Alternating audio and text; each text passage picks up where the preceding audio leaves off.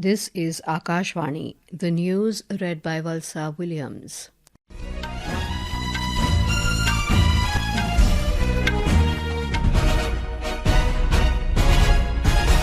Prime Minister Narendra Modi will participate in the G7 summit at Kananaskis, Canada this evening. Mr. Modi reached Calgary this morning. He received a warm welcome at the airport upon his arrival. On the sidelines of the summit, the Prime Minister will exchange views with leaders of G7 countries, hold several bilateral meetings. He will also exchange views with other invited outreach countries and heads of international organizations on crucial global issues. A report. The focus areas of the G7 summit this year will include protecting communities and the world, building energy security, and accelerating the digital transition and securing the partnerships of the future. India has been regularly invited to the outreach session of the G7 summit in the past few years. New Delhi has always brought the issues of Global South to the fore during its interventions made at the previous G7 summits. Suparna Saikia, Akashvani News, Delhi.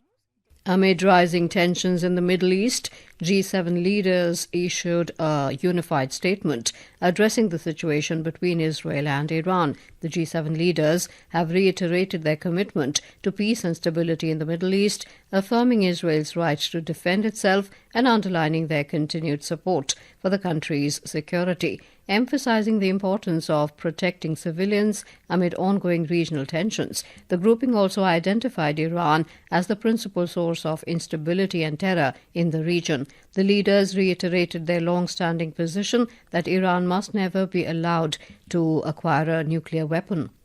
US President Donald Trump has urged everyone to immediately evacuate Tehran amid rising tensions between Iran and Israel. He, however, did not elaborate. Nearly 10 million people live in the Iranian capital. Trump wrote on Truth Social that Iran cannot have a nuclear weapon. A White House official said the president's call for Iranians to immediately evacuate Tehran highlights the urgent need for Iran to enter diplomatic talks. Meanwhile, the US president cut short his G7 visit to Canada. Railways Minister Ashwini Vaishnaw today inaugurated India's largest Gatishakti multimodal cargo terminal in Manesar, Haryana.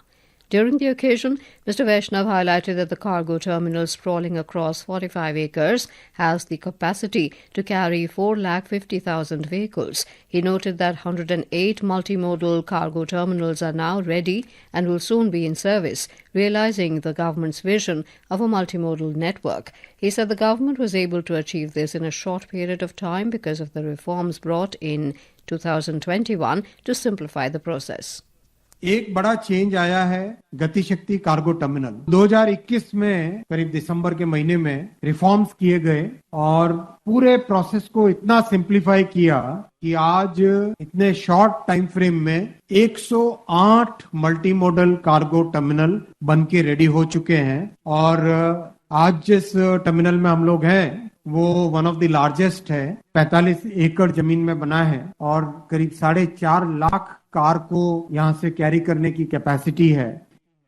The minister also highlighted the various measures taken by the government in upgrading the railways, improving cleanliness and hygiene and making it more accessible. Gujarat Health Minister Hrishikesh Patel has announced that 125 victims of the Ahmedabad plane crash have been identified via DNA test till last night. Of these, 83 mortal remains have already been handed over to the families of the victims. In a social media post, the minister said remaining mortal remains will be released shortly after due process and necessary identification protocols are completed. The Intermeteorological Department IMD has forecast very heavy to extremely heavy rainfall over the Saurashtra and Kutch regions today. The Met Department said under the influence of two low-pressure areas formed over South Gujarat and Gangetic West Bengal, heavy to very heavy rainfall over Saurashtra and Kutch, Gujarat region and over Gangetic West Bengal, Odisha, Bihar and Jharkhand will continue during the next 24 hours. The Met Department also mentioned that Delhi NCR along with Haryana, Punjab and Uttar Pradesh is expected to experience light to moderate rainfall accompanied by thunderstorms and gusty winds till Friday. And with that we end this news bulletin.